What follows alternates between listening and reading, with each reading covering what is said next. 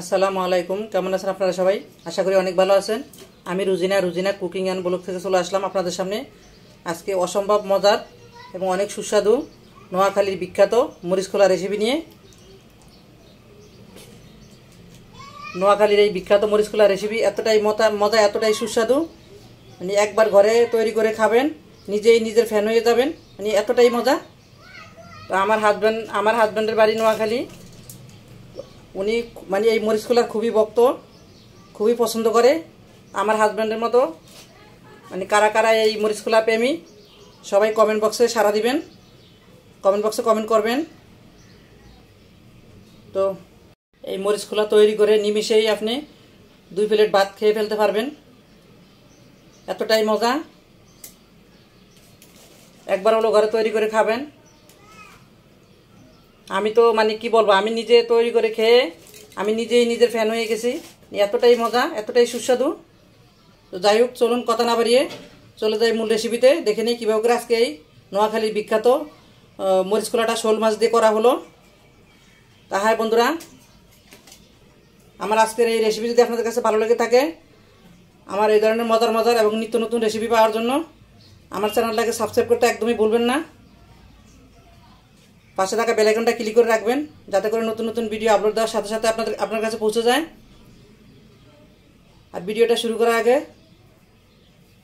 Like দিয়ে share দিয়ে ভিডিওটা দেখা শুরু করি। চলেন দেখে নিই কীভাবে করে রেসিপিটা করা হলো। না টেনে পুরাটা ভিডিও দেখবেন। আশা করি আজকের এই বিখ্যাত মরিচ খোলা রেসিপি আপনাদের কাছে অনেক ভালো লাগবে।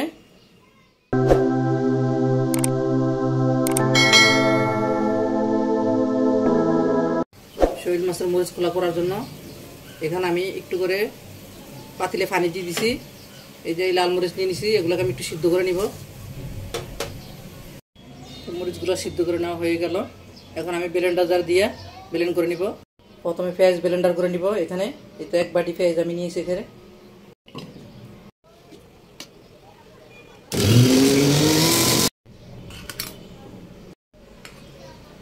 সিদ্ধ করা পানিটুকু দিয়ে দিলাম। 1/2 কাপ রসুন আমি কুচি করে কেটে নিয়েছি, এখন এগুলো ব্লেন্ডার করে নিব। মরিচ আর রসুনগুলো ব্লেন্ড করে নেওয়া হয়ে গেল। এখন আমি পরের স্টেপে চলে যাব। এখানে আমি 2টা শোল মাছকে এভাবে এই যে একদম পাতলা করে কেটে নিছি। মরিচ খোলা দেওয়ার জন্য চেষ্টা করবেন এভাবে পাতলা করে কেটে নিতে। এই যে এখানে 2টা শোল মাছ, এখানে প্রায় 350 গ্রাম মাছ আছে। এখন আমি সবগুলো মশলা মাছের মধ্যে মিক্স করে দিব। দিলাম পেঁয়াজ বাটাগুলা। মাছগুলা কিন্তু আমি কেটে তারপর ভালো করে লবণ দিয়ে ধুয়ে নিছি, 6-7টা ধোয়া দিছি। দিয়ে দিব মরিচ আর রসুনের পেস্টটা। দিয়ে দিব সামান্য একটু করে এই যে চামচের মাথায় করে আধা চা চামচ থেকেও কম আছে একটু জিরা বাটা। দিব 1/2 চা চামচ হলুদের গুঁড়া, চামচ ধনিয়ার গুঁড়া, স্বাদ মতো লবণ। আপনারা চাইলে জিরা বাটাটা বাদ দিতে পারেন, তো আমার থেকে ভালো লাগে আমি সেজন্য দিয়ে দিলাম, পুরোটাই অপশনাল। আর দিয়ে দিব এখানে ধনিয়া পাতা কুচি। দিয়ে দিব 1/2 কাপ থেকেও কম একটু সরিষার তেল, একটু মানে 1/2 কাপ থেকে সামান্য একটু কম সরিষার তেল। এটা খাঁটি সরিষার তেল। এই সরিষার তেলটা গানিবাঙ্গা খাঁটি সরিষার তেল, এটা আমরা অর্ডার দিয়ে আনাইছি। তেলটা অনেক ভালো। তো এখন আমি সবগুলো একসাথে মিক্স করে নিব। এখানে 5-6 কোয়া রসুনকে আমি একটু মোটা করে কেটে নিছি, এটা দিয়ে একটু মেখে নিব। মাছগুলা মশলা দিয়ে আমার মেখে নেওয়া হয়ে গেল। এখন আমি এখানে এই যে মানে ব্লেন্ডার জারটা ধুয়ে মরিচ লেগেছিল এখানে, তো এই যে পানি একটু দিয়ে দিলাম। এখন আমি এটাকে 5 মিনিটের জন্য ঢাকনা দিয়ে একটু রেস্টে রেখে দিব। এখানে আমি একটা প্যান নিয়ে নিছি। তো প্যানটার ভিতরে আমার কাছে তো কলা পাতা নাই,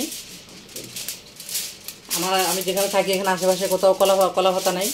এখন কি আর করা, তো আমি এখানে ফয়েল পেপার নিয়ে নিছি। এই যে এখন আমি এই ফয়েল পেপার ভিতরে মরিচ খোলাটা করব। ফয়েল পেপারটাকে আমি এভাবে করে বসাই দিলাম।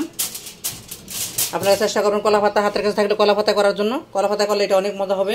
তো দিয়ে দিলাম আমি এই যে ম্যারিনেট করে রাখা মাছগুলা দেওয়া হয়ে গেল। এখন আমি একটু ছড়াই দিব। আমি কিন্তু মাছগুলো আর কোনো নাড়াচাড়া করবো না, একদম ভালো করে আটকে ফয়েল পেপারটা দিয়ে আমি চুলার উপর দিয়ে দিব। এই যে দেখুন আমি কীভাবে করে ফয়েল পেপারটাকে আটকে দিচ্ছি। একদম ইজি ফয়েল পেপার আটকানো। আর কলা পাতা হইলে সুতা দিয়ে ইয়ে করে দিতে হবে। এই যে